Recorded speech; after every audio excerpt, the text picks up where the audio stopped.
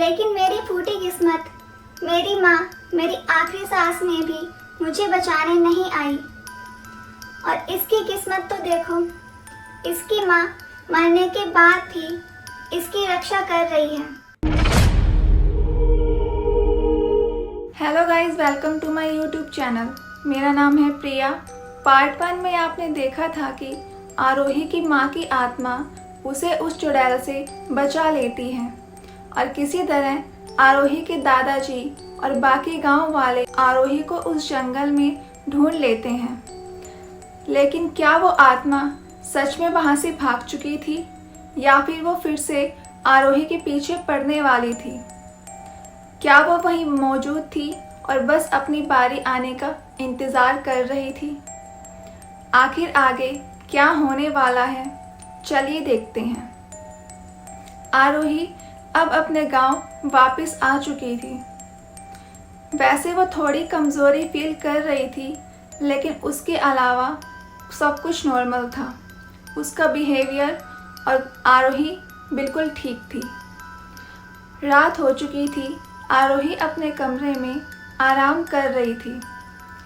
आरोही के दादाजी पानी पीने के लिए बाहर आते हैं और तब वो देखते हैं कि उनके घर के बाहर कोई मिट्टी में नंगे पैर चल रहा है। गेट के साइड में ही एक विंडो हुआ करती थी जो कि मोस्टली टाइम पर खुली ही रहती थी। दादाजी वहाँ से देखते हैं तो बाहर कोई भी नहीं था।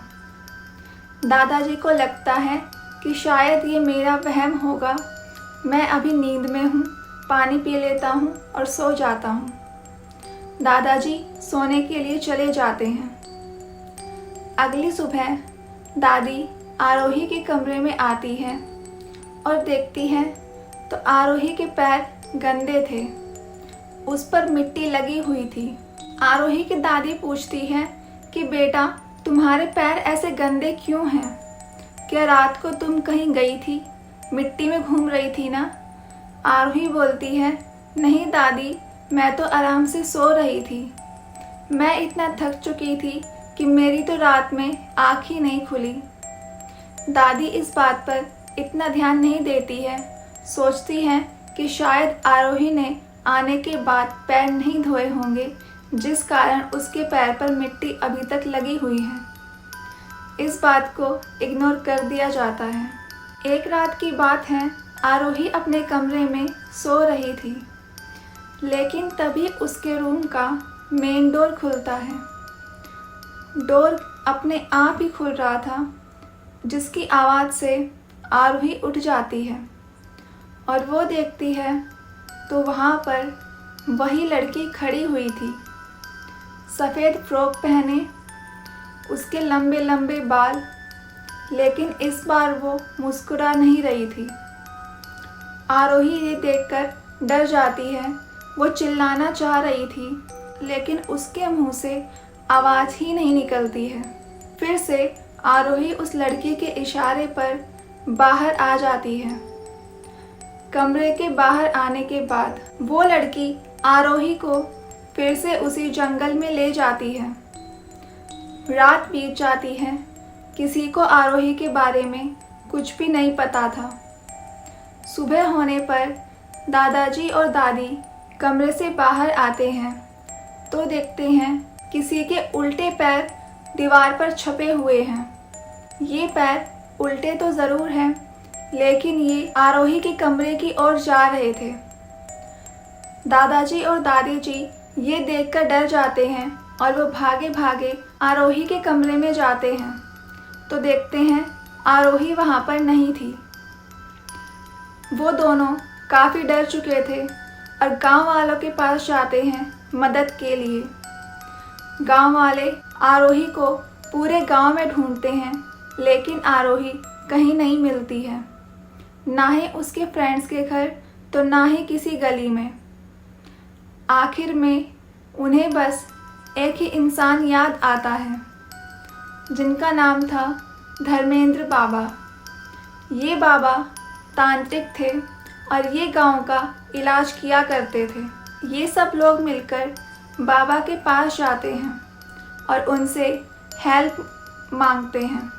बाबा जी आरोही के घर पर आते हैं और जैसे ही अपना पहला कदम अंदर रखते हैं वो समझ जाते हैं और बोलते हैं कि इस घर में एक चुड़ैल आई थी जो तुम्हारी बेटी को अपने साथ ले गई। ये सुनते ही दादी ज़ोर ज़ोर से रोने लगती है और बोलती है कि पता नहीं मेरी बेटी कहाँ होगी और किस हालत में होगी। उस चुड़ैल ने मेरी बेटी के साथ पता नहीं क्या किया होगा। बाबा जी आँख बंद करते हैं और ध्यान लगाते हैं तो उन्हें दिखता है वही पहाड़ी जंगल और बोलते हैं कि पक्का वो आत्मा इस लड़की को वहीं लेकर गई होगी। बाबा जी, दादाजी और गांव के कुछ लोग मिलकर फिर से उसी पहाड़ी इलाके पर जाते हैं। वहां जाना खतरे से खाली तो नहीं था, लेकिन आरोही को ढूंढना भी ज़रूरी था। गांव वाले एक तरफ बढ़ जाते हैं और बाबा जी और दादाजी एक तरफ रहते हैं और सभी मिलकर आरोही को ढूंढते हैं। फिर अंत में बाबा जी को वहाँ पर एक मंदिर नज़र आता है, टूटा फूटा मंदिर, और उन्हें शक होता है कि आरोही यहीं पर होगी। बाबा जी दादाजी के साथ उस मंदिर के अंदर जाते हैं और वहाँ देखते हैं तो आरोही बेहोश पड़ी हुई थी और उसके सामने वही लड़की खड़ी हुई थी, सफ़ेद फ्रॉक पहने। शाम काफ़ी हो चुकी थी, अंधेरा होने वाला था। बाकी गांव वाले ढूंढते हैं लेकिन उन्हें आरोही ना मिलने पर वापस चले जाते हैं। बाबा जी उस लड़की से बोलते हैं कि तुम इस बेटी से क्या चाहती हो, क्यों इसके पीछे पड़ी हुई हो? तुम्हें मुक्ति नहीं मिल पाई, तुम चुड़ैल बन गई, तो इसमें इस बच्चे की क्या गलती? तब वो लड़की बोलती है, जैसे मुझे मेरी माँ का प्यार नहीं मिल पाया, जैसे मैं अपने माँ के प्यार के लिए तड़पी, मैं अपनी माँ का आखिरी सांस तक इंतजार करती रही, लेकिन मेरी फूटी किस्मत, मेरी माँ मेरी आखिरी सांस में भी मुझे बचाने नहीं आई। और इसकी किस्मत तो देखो, इसकी माँ मरने के बाद भी इसकी रक्षा कर रही है। ऐसी किस्मत भला किसको मिलेगी? मुझे मेरी माँ का प्यार नहीं मिला तो इसे कैसे मिल सकता है? मैं इसे जिंदा नहीं छोड़ूंगी। ऐसा बोलते ही वहाँ पर तेज़ हवाएं चलने लग जाती हैं।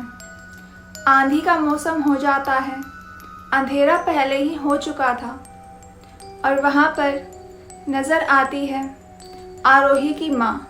वो उस लड़की से बोलती है कि तुम कोई बुरी आत्मा नहीं हो, तुम चुड़ैल बनी क्योंकि तुम्हारी इच्छा अधूरी रही, इसमें तुम्हारी कोई गलती नहीं है।